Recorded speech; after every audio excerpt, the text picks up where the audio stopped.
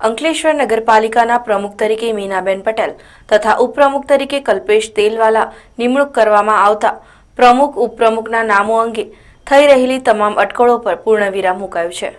અંકલેશ્વર નગરપાલિકામાં સતત ત્રીજી વાર સત્તા સંભાળનાર ભાજપામાં નવા પ્રમુખ તરીકે પૂર્વ પ્રમુખ સંદીપ પટેલ, ઉપપ્રમુખ સુધીર ગુપ્તા તેમજ જિલ્લા ભાજપાના મહામંત્રી જનક શાહના નામની ચર્ચા વચ્ચે પટેલ ફેક્ટર જોડાતા મીનાબેન પટેલનું પણ નામ ઉભરાયું હતું અને અંતે ભરૂચ નગરપાલિકાની જેમ જ પ્રમુખ પદનો તાજ મીનાબેન પટેલના શિરે મૂકવામાં આવ્યો।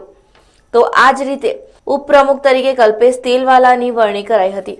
અંકલેશ્વર નગરપાલિકા સભાખંડ ખાતે એસડીએમ દીપક શુક્લા અને મામલતદાર તરીકે A.K. જ્યોતિની ઉપસ્થિતિમાં યોજાયેલ પ્રમુખ ઉપપ્રમુખની ચૂંટણીમાં પ્રમુખ તરીકે મીનાબેન પટેલ તેમજ ઉપપ્રમુખ તરીકે કલ્પેશ તેલવાલાના નામની જાહેરાત થતાં જ સમર્થકો અને ભાજપા આગેવાનોએ શુભેચ્છા સાથે અભિનંદન પાઠવ્યા હતા।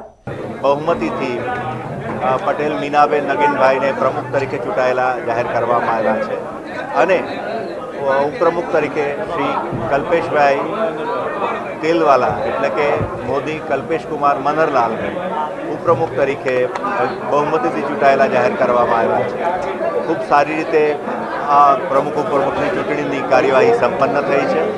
હવે લોકોના ઉપયોગી કામ કરવા માટે આ નવી ટીમને શુભકામનાઓ। નવનિયુક્ત પ્રમુખ અને ઉપપ્રમુખે આભાર વ્યક્ત કરવા સાથે અંકલેશ્વર શહેરની વિકાસ યાત્રાને આગળ ધપાવવાની ખાતરી ઉચ્ચારી હતી।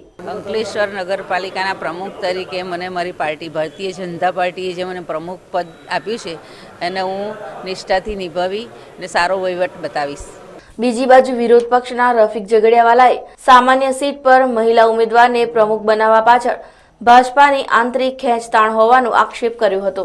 ભારતીય રાષ્ટ્રીય કોંગ્રેસના ઉમેદવારની હારની પાછળ પણ અમે જીત જોઈએ છીએ। કેમ કે ભારતીય જનતા પાર્ટીને કોઈ એવો સક્ષમ ઉમેદવાર જ નથી મળ્યો કે જેની અંદર સામાન્ય પુરુષની જગ્યા પર ભારતીય જનતા પાર્ટી મહિલાને મૂકવી પડી છે। આ એ લોકોના પક્ષની આંતરિક બાબત છે। ધારાસભ્ય પ્રોટોકોલના હિસાબે ધારાસભ્ય હાજર રહેતા હતા। અમે ધારાસભ્યનું બહુમાન કરીએ છીએ, આજે પણ અમે માન આપીએ છીએ, પણ આજે ધારાસભ્યને નહીં હાજર રહેતા અમને પણ નારાજગી થઈ છે।